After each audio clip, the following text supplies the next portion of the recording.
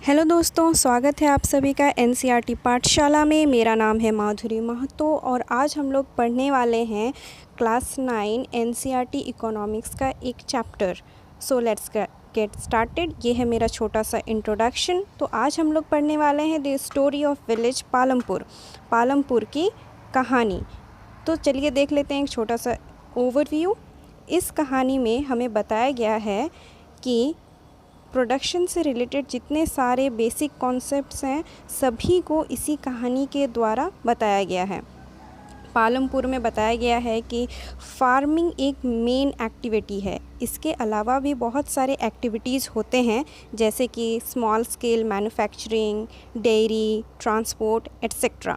और इन सारे एक्टिविटीज़ को करने के लिए वेरियस टाइप्स ऑफ रिसोर्सेज की ज़रूरत पड़ती है, जैसे कि natural resources, man made items, human effort, money etcetera. तो चलिए देख लेते हैं कि पालमपुर गांव किस तरह का है। पालमपुर एक well developed and well connected गांव है जिसके पास में रायगंज एक विलेज है जो कि उससे थोड़ा बड़ा विलेज है। उसकी दूरी 3 किलोमीटर की है। उसके आगे शाहपुर है जो कि एक स्मॉल टाउन है। और इन सारे जगहों से पालमपुर एक बहुत ही अच्छे रोड से कनेक्टेड है जो कि सारी सीजन्स में ठीक ठाक रहती हैं। ये एक ऑल वेदर रोड है। इसमें बहुत सारे तरह तरह के व्हीकल्स देखने को मिलते हैं जैसे कि बैलगाड़ियाँ, घोड़ा गाड़ी, motorcycle, jeeps, tractors, trucks etcetera. ये सारे यहाँ पे देखने को मिलते हैं। और ये जो जीप्स और ट्रैक्टर्स और जितने भी लोड करने वाले ट्रांसपोर्ट्स हैं उनमें ये इस गांव के लोग गुड़ और बाकी सारे कमोडिटीज़ को लोड करके सामने जो स्मॉल टाउन है शाहपुर वहाँ पे लेके जाते हैं सेलिंग के लिए। तो ये सारे विलेजेस के लोग इसी रोड से इन सारे जगहों से कनेक्टेड हैं। तो यहाँ पे सब देखेंगे हम लोग कि पालमपुर गांव कितना बड़ा है। इसमें टोटल फैमिलीज़ 450 हैं जिनमें से 80 अपर कास्ट के फैमिलीज़ हैं। और इन्हीं फैमिलीज़ के पास लैंड मेजॉरिटी भी है। ज़्यादातर लैंड इन्हीं लोगों के पास है। और इनके जो मकान हैं वे पक्के मकान हैं, ईंट और सीमेंट के बने हुए। इसके अलावा वहाँ पे शेड्यूल कास्ट्स भी हैं यानी कि दलित्स कुछ एरिया में वो लोग रहते हैं। ये जो टोटल पॉपुलेशन है 450, इसका 1/3 भाग इनके पॉपुलेशन का है। और इनके घर मड और स्ट्रॉ से बने हुए हैं यानी कि मिट्टी और पुआल से बने हुए हैं। ये जो गांव है इसमें इलेक्ट्रिसिटी बहुत अच्छी है। यहाँ पे सारे घरों में इलेक्ट्रिसिटी है।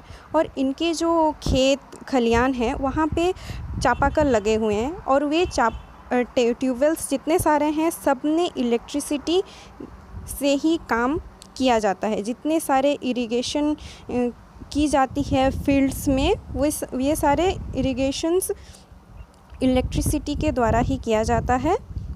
बहुत ही अच्छा वेल इलेक्ट्रीफाइड जगह है। यहाँ पे 2 प्राइमरी स्कूल है, एक हाई स्कूल है।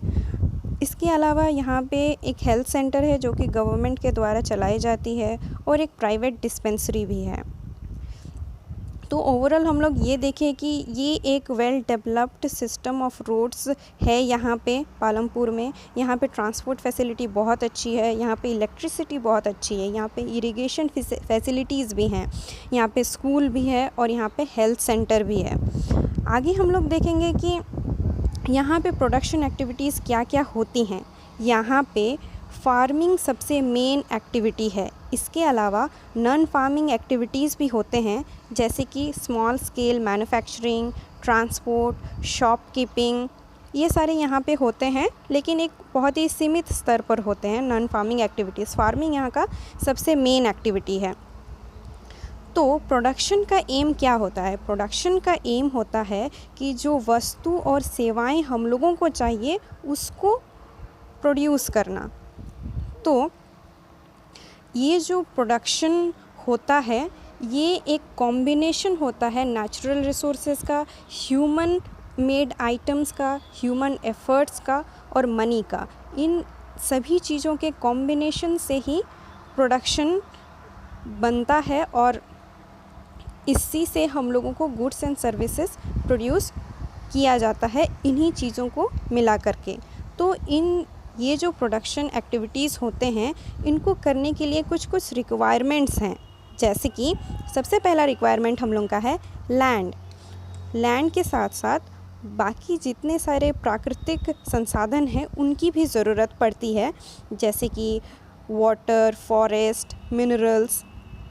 लैंड चाहिए ही, किसी भी चीज़ को प्रोड्यूस करने के लिए हमें लैंड चाहिए होता है सबसे पहले।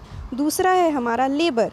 लेबर यानी कि जो लोग यहाँ पे काम करेंगे उस गुड्स एंड सर्विसेज को प्रोड्यूस करने के लिए।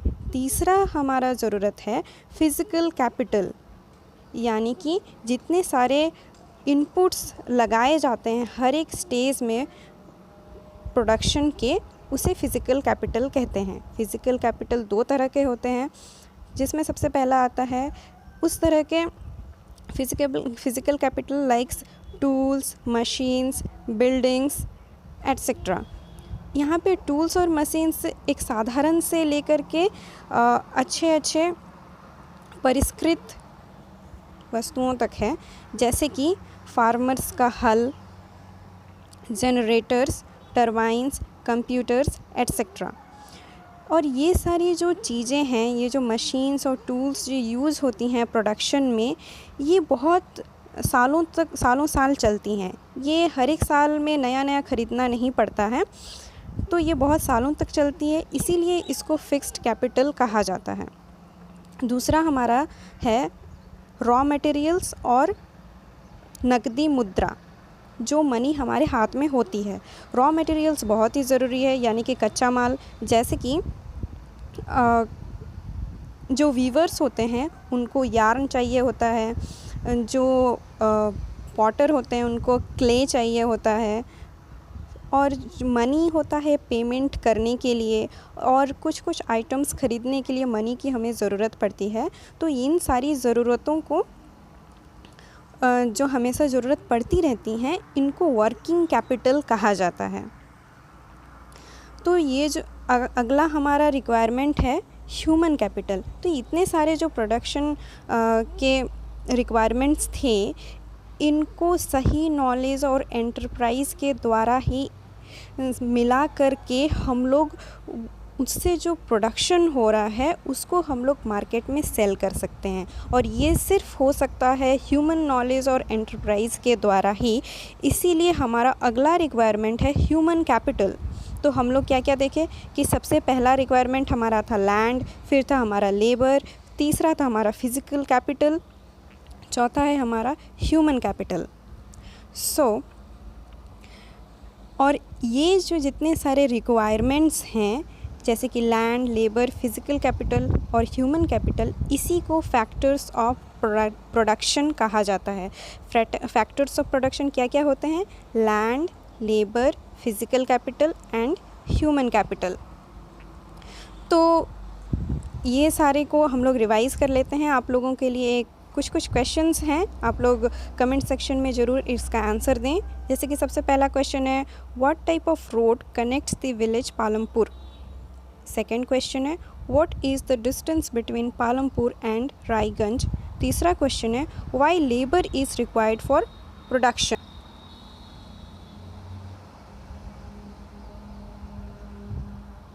Thanks for listening.